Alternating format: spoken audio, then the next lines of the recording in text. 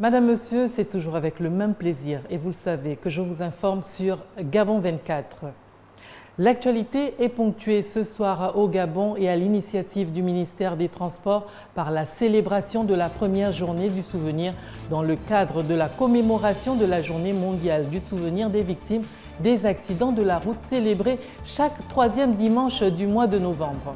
Également, la COP22 s'est achevée vendredi à Marrakech au Maroc. L'ombre du président élu des États-Unis aura plané comme un épouvantail alors que Donald Trump entend réviser la position de son pays sur les émissions de gaz à effet de serre. Nous irons aussi en Turquie où un projet de loi pour les victimes pour viol sur mineurs suscite la controverse. Soumise par le gouvernement au Parlement, la loi querellée permet dans certains cas d'annuler la condamnation d'une personne pour agression sexuelle sur mineur si l'agresseur épouse sa victime. Voilà pour les titres. Bonsoir et bienvenue dans ce journal. Débutons par cette session sur le Gabon et parlons de la commémoration de la journée mondiale du souvenir des victimes des accidents de la route célébrée chaque troisième dimanche du mois de novembre.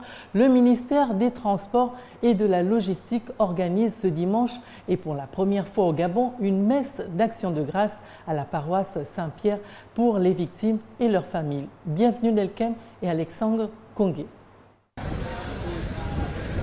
L'une des missions du ministère des Transports et de la Logistique est d'assurer le déplacement des populations en toute sécurité. Les nombreux drames causés par les accidents de la route ne laissent pas indifférent le dit ministère qui compte organiser un certain nombre d'activités au Gabon.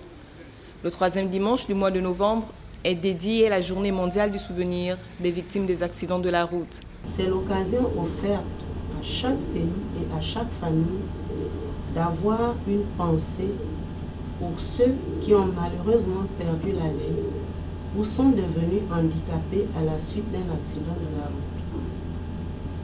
Aussi, par solidarité avec les victimes et leurs familles.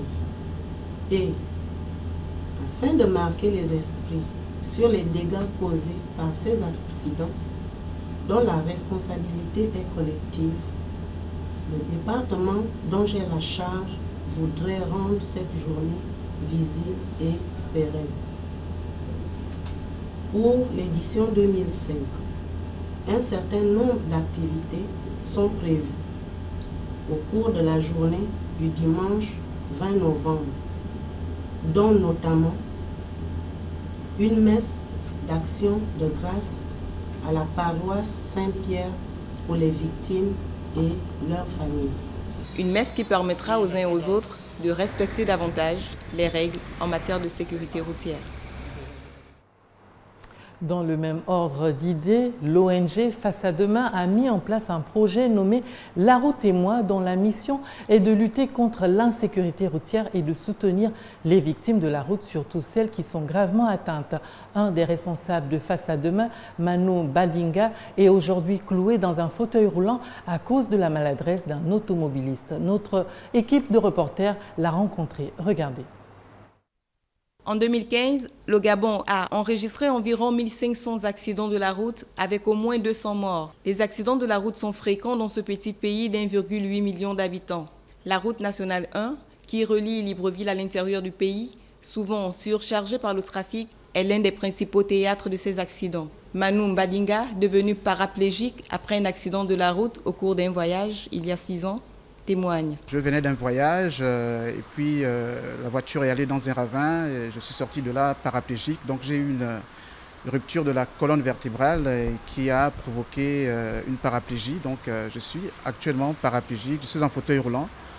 Je ne sais pas si c'est irréversible. De toutes les façons, pour l'instant, je suis paraplégique. Le fait que les Nations Unies instituent une journée mondiale des accidents de la route enchante Manu, qui a appris à vivre avec son handicap. C'est une très bonne chose parce que la route, autant que certaines maladies, certains fléaux qui sont célébrés de par le monde, tuent également. Le sida tue, il y a une journée contre le sida. La tuberculose tue, il y a une journée contre la tuberculose. Le paludisme et la route également donc, est aussi un facteur qui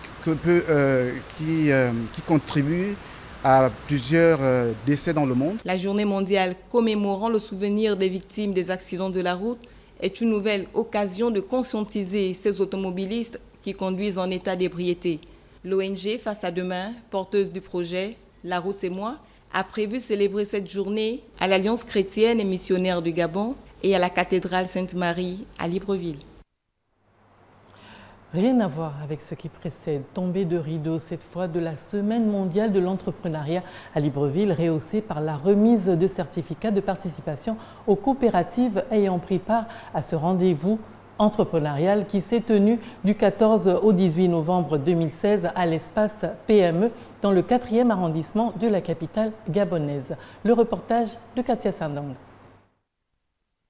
C'est près de 200 personnes issues des diverses coopératives qui ont reçu ce vendredi, lors de la clôture de la Semaine mondiale de l'entrepreneuriat au Gabon, les parchemins venant sanctionner les pilotes de cette plateforme dédiée à l'entrepreneuriat. Nous avons été beaucoup largement enrichis. Parce que nous, en tant que PME, nous qui ressortissons de l'intérieur du pays, notamment nous sommes plantés à Mokoko, dans le Guevindo, et nous faisons le cacao. Et cette expérience nous a permis de comprendre qu'il n'y a pas que des moyens pour pouvoir parvenir dans la vie. Il faut d'abord avoir l'idée et développer l'idée, et les moyens peuvent suivre après. Nous nous sommes mis au travail où nous faisons les plantations, et après les plantations, nous avons vu que les gens qui achetaient nos produits s'enrichissaient. On peut aller vers la transformation. Nous faisons la transformation de manioc dans toutes ses phases. Et dernièrement, vous nous avez vu avec Olam, nous avons signé un partenariat. Tout compte fait, cette rencontre du donner et du recevoir en sa 4e édition aura tenu toutes ses promesses au regard de l'adhésion collective suscitée par les entrepreneurs gabonais. Sidibé, 47 ans, de nationalité malienne, et son complice Pierre Gabonais, de 55 ans, présumé trafiquant de défense d'éléphants, ont été pris la main dans le sac par les éléments de la police judiciaire de Mula. Le compte rendu de Gaël Mapessi et Chris Aoudze Débouzé. L'antenne provinciale de la police judiciaire de Mula vient de mettre la main sur des trafiquants d'ivoire à Fougamou et Sinara dans le département de Tsamba-Magoti, dans l'Angouni, 4e province du Gabon. Sidibé, âgé de 47 ans de nationalité malienne, résident à Fougamou, est le démarcheur. Pierre, il est venu me voir, il m'a demandé qu'il a le truc, il a le devoir, ivoire. En même temps, j'ai dit, il y a un client aussi qui a demandé, je vais vous donner contact. Je vais faire un contact avec vous. Donc quand le monsieur est venu, c'est là où j'ai pris le monsieur dans la voiture, aller chez Pierre, chez lui, à Sinara, pour lui montrer que c'est lui qui a l'ivoire. Questionné par la police judiciaire, Pierre, Gabonais de 55 ans, dit avoir ramassé la première défense d'éléphant pendant une partie de chasse, il y a plusieurs années. Je suis en train de marcher, je vois une lumière comme ça, les pieds pas comme ça. Là, c'est quoi qui est passé? Quand je avance dedans, je trouve une ivoire. C'est pas aujourd'hui, ça date. Présentés au procureur de Mouila, les deux présumés trafiquants sont désormais entre les mains de la justice qui décidera de leur sort. Pour fermer la page consacrée au Gabon, retour à Libreville où ce phénomène grandissant qu'est la délinquance juvénile prend de l'ampleur et les délinquants deviennent de plus en plus jeunes. Face à tout cela, la population est dans l'insécurité totale. Mais comment faire face à ce phénomène? Nous avons justement le reportage de Renandem sur les images de Gaël Mapessi pour les éléments de réponse. La délinquance juvénile au Gabon, notamment dans les centres urbains, prend des dimensions inquiétantes. Dans un contexte sociétal où l'autorité parentale, l'action policière et la prison ne suffisent plus pour contenir les comportements déviants, les délinquants sont de plus en plus jeunes. Ce comportement est plus remarquable chez les jeunes aussi parce que c'est à cette période où les enfants adoptent un comportement qui tend vers la puberté. La délinquance juvénile se caractérise par le comportement illégal d'un enfant ou d'un adolescent. Pour certains parents, la responsabilité de cette déviance comportementale est partagée entre les parents et l'État. En tant que géniteur, j'ai une part de responsabilité. J'ai demandé à avoir des enfants, pour ne pas dire un enfant. Et partant, je dois lui offrir une éducation saine.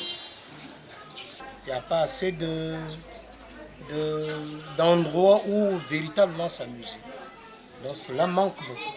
L'État gabonais, qui parie sur les jeunes, pour son développement devrait réagir promptement pour intégrer les programmes de formation dans les prisons et de rétablir par exemple la formation militaire obligatoire pour donner une instruction civique à cette jeunesse un peu perdue.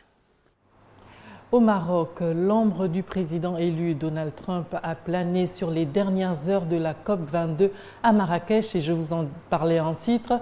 Les négociateurs déterminés à lutter contre le réchauffement en appellent à son pragmatisme et les îles Fidji l'implorent d'agir pour sauver les plus vulnérables. Gaël Mapessi pour le récit.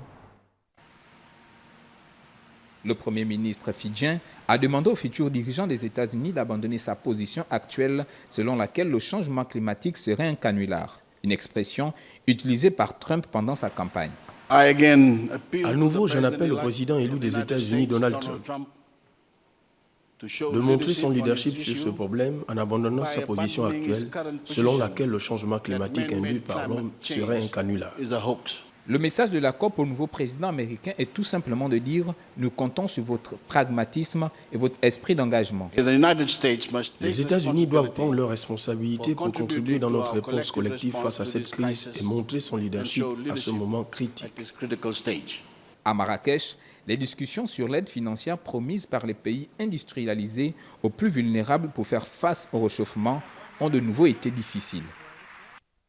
En Tunisie, le juge en charge de l'instruction sur l'attentat du musée du Bardo à Tunis en mars 2015 a clos l'enquête avant un éventuel renvoi des accusés lors d'un procès qui pourrait se tenir d'ici quelques mois. Au même moment, les familles des victimes françaises avaient été conviées à l'ouverture d'une exposition au Bardo intitulée « Lieux saints partagés ». Jamila Bengman. Le 18 mars 2015, 2 assaillants avaient ouvert le feu à l'arme automatique sur des visiteurs du musée. 21 touristes étrangers et un policier tunisien sont morts dans cette attaque revendiquée par l'État islamique. 4 Français sont morts dans l'attaque du Bardo et 6 autres ont été blessés. L'enquête sur les attentats du Bardo a été bouclée il y a peu. Elle s'est, je dois dire, réalisée dans des temps records pour ce genre d'enquête en un peu plus d'une année. Et donc les inculpations vont suivre. Et la justice tunisienne m'assure, et j'ai tout lieu de la croire, déjà en raison de ce travail qui a été fait remarquable et impitoyable, que le procès pourra se tenir dans la première partie de 2017. Des proches des victimes étaient présents ce vendredi à Tunis, mais d'autres ont refusé de répondre favorablement à l'invitation. Elles ont dénoncé dans un communiqué le déroulement de l'enquête en Tunisie et de nombreuses zones d'ombre. Déjà, on va attendre le procès et on espère d'avoir un maximum d'informations par rapport au procès, de savoir vraiment comment ça s'est passé. Et puis que le devoir de mémoire continue. Après le Bardo, le pays avait été frappé en 2015 par 2 autres attaques sanglantes du groupe État islamique sur une plage de Source, 38 touristes tués, puis contre un bus de la sécurité présidentielle, 12 morts en plein cœur de la capitale. En France, pour le dernier meeting de sa campagne avant le premier tour de la primaire de la droite et du centre, François Fillon s'est montré confiant au Palais des Congrès de Paris. Dimanche, il va y avoir une surprise, selon lui. Jamila Bengman.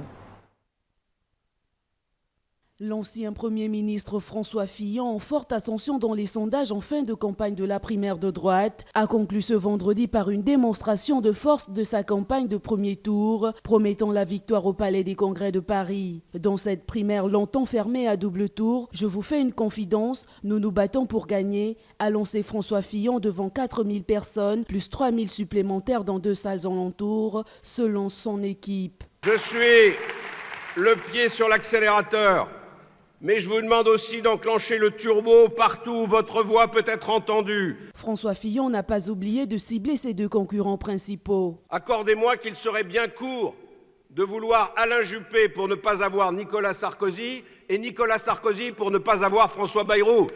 Le député de Paris a souligné qu'il ne parle pas de réforme, mais en appelle à une transformation économique et sociale, se dépeignant comme celui qui propose les solutions les plus cohérentes, les plus radicales, celui qui s'adresse directement aux Français, à leur lucidité et à leur courage. Ce dimanche, tout commence vraiment. Des centaines et des centaines de milliers d'électeurs vont envahir les bureaux de vote et ce que j'ai entendu sur le terrain me laisse entendre qu'il va y avoir une surprise. Et de votre réponse surgira l'homme ou la femme qui se trouvera dans 6 mois à l'Élysée, a-t-il assuré. Restons en France où la directrice générale du FMI, Christine Lagarde, a appelé les pays et les entreprises à prendre des mesures pour que les femmes aient davantage de poids et de pouvoir dans l'économie. Plus de femmes dans l'économie, c'est un gage de croissance. Ce credo, la directrice du Fonds monétaire international affirme même le répéter à chacune de ses rencontres avec les responsables politiques. Ce n'est pas un sujet auxiliaire que nous pouvons aborder quand nous avons le luxe d'avoir du temps. Le pouvoir des femmes dans l'économie, outre le fait d'être un impératif moral, selon moi, peut changer la donne et est une évidence. Pour en accroître encore l'importance aux yeux des chefs d'État et de gouvernement, l'ancienne ministre française de l'économie souhaite que des pays rendent des comptes sur cette thématique. À l'heure actuelle, 13 pays ont manifesté leur volonté de modifier la situation globale et de s'assurer que confier des responsabilités aux femmes peut être l'un des objectifs. Sans être contraignant, les suggestions du FMI sur la question du genre ne sont pas pour autant dénuées d'influence. Ainsi, l'an dernier, le fonds avait déjà choisi cet angle pour évoquer le levier de rétablissement de l'économie japonaise. Mais Shinzo Abe a visiblement entendu. Le Premier ministre nippon a ainsi pris en avril 2013 des mesures visant à accroître la part des femmes dans l'économie. L'Organisation mondiale de la santé, OMS, a annoncé vendredi que le virus Zika lié à de graves anomalies cérébrales chez les nourrissons n'était plus une urgence de santé publique de portée mondiale, suscitant aussitôt l'inquiétude dans les régions les plus concernées. Le compte-rendu de Bienvenue Nelkem. Depuis 2015, 73 pays sont touchés par le virus Zika, majoritairement en Amérique latine et dans les Caraïbes. Et quelques 23 pays ont annoncé avoir constaté des cas de microcéphalie et de syndrome de Guillain-Barré, atteinte neurologique elle aussi, potentiellement liée à Zika. Ces 2 affections peuvent être mortelles. Selon le docteur David Eman, président du comité d'urgence de l'OMS sur Zika, le virus Zika reste un problème hautement important à long terme. Mais ce n'est plus une urgence de santé publique, a-t-il déclaré lors d'une conférence de presse virtuelle à Genève, en Suisse. Le virus Zika et les complications associées demeurent un défi de santé publique important et durable qui exige une action intense au sein de l'OMS. Mais il ne représente plus une urgence de santé publique de portée mondiale. Nous ne minimisons pas l'importance de ce virus, a toutefois tenu à relever le docteur Peter Salama, directeur exécutif du programme d'urgence de santé de l'OMS, lors de la conférence de presse. L'annonce de l'Organisation mondiale de la santé, selon laquelle le virus Zika, lié à de graves anomalies cérébrales chez les nourrissons, n'était plus une urgence de santé publique de portée mondiale, a immédiatement suscité une réaction particulièrement inquiétante au Brésil, qui compte le plus de cas de microcéphalie potentiellement liés à Zika, avec un total de 2033, suivi par la Colombie avec 46 cas. À l'occasion du sommet de l'APEC, les chefs d'État pourront profiter des merveilles de la cuisine péruvienne, coqueluche de la nouvelle gastronomie mondiale. Regardez.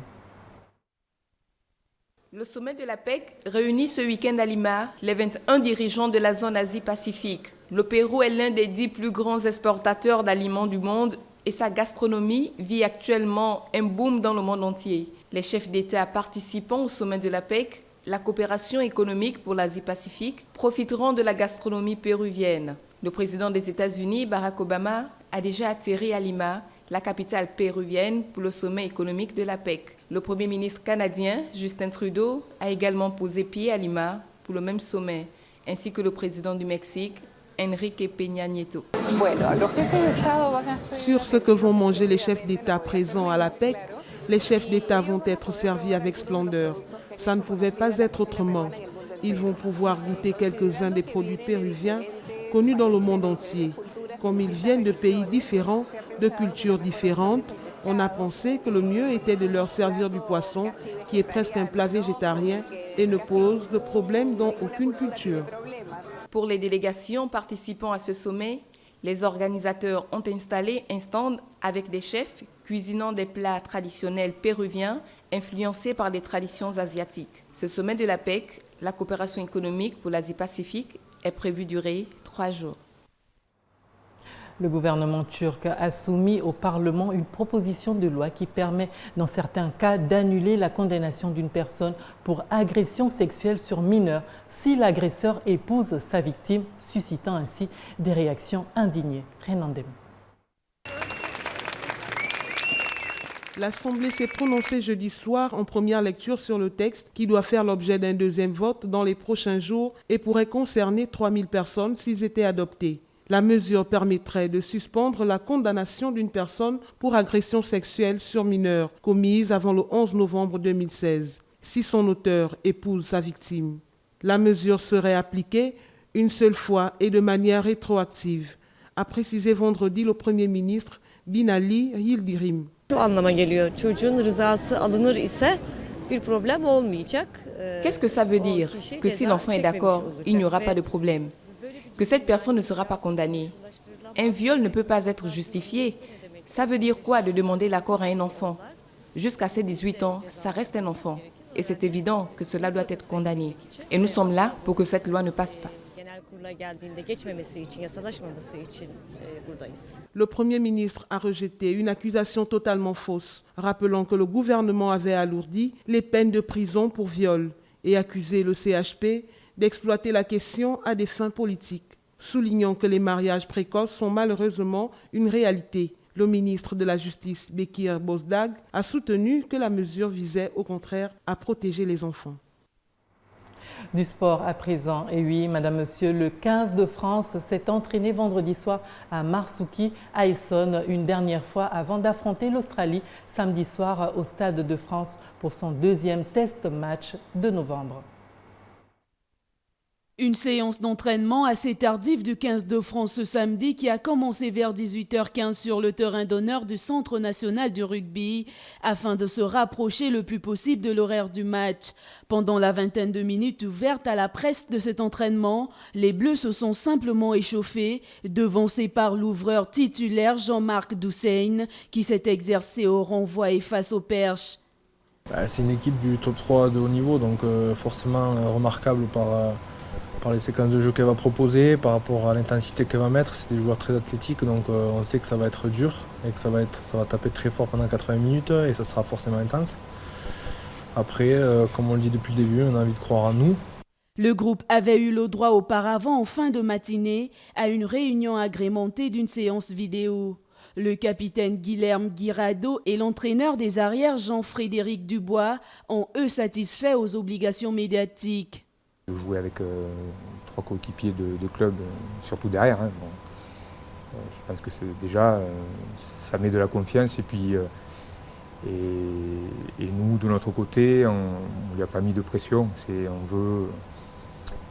pense qu'il a fait un très bon début de saison, il mérite sa sélection et on veut le voir évoluer à ce poste. Après la traditionnelle promenade en fin de matinée ce samedi, les joueurs du 15 de France devront quitter vers 18h30 le Centre national du rugby pour rejoindre le Stade de France où le coup d'envoi sera donné par une température de 8 degrés et un ciel chargé.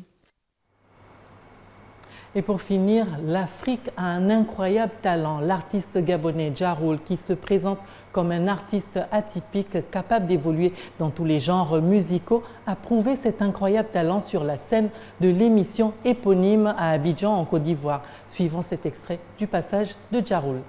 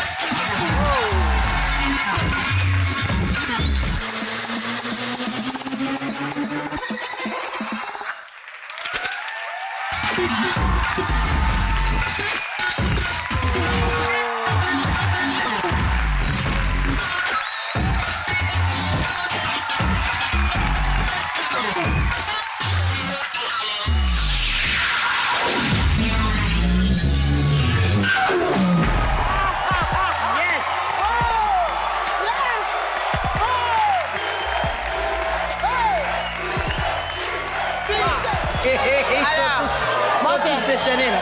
Ah, vous avez déchaîné tout le monde derrière. Moi c'est oui. Oui pour le masque. Toi oui. Toi oui. Et je suis certaine, je n'ai même pas besoin de le dire que les places sont serrées et tout, mais qu'après délibération, si vous arrivez là, je pense que vous en avez encore sous le pied. Merci beaucoup. Voilà. Et merci aussi à la jeunesse. Et oui, Madame, Monsieur, c'est cela, un incroyable talent. Le rappel des titres avant de nous quitter. Nous avons eu dans ce journal l'initiative du ministère des Transports pour la célébration de sa première journée du souvenir dans le cadre de la commémoration de la Journée mondiale du souvenir des victimes des accidents de la route, célébrée chaque troisième dimanche du mois de novembre. La COP22 n'était pas en marge ce soir, elle s'est achevée vendredi à Marrakech au Maroc. L'ombre du président élu des États-Unis aura plané comme un épouvantail alors que Donald Trump entend réviser la position de son pays sur les émissions de gaz à effet de serre. Nous sommes aussi allés en Turquie où un projet de loi pour viol sur mineurs suscite actuellement la controverse soumise par le gouvernement au Parlement. La loi querellée permet dans certains cas d'annuler la condamnation d'une personne pour agression sexuelle sur mineur si l'agresseur épouse sa victime. Voilà, Madame, Monsieur, nous vous avons livré là l'essentiel de l'actualité du jour. Merci à vous de rester sur Gabon 24 pour voir le Gabon autrement.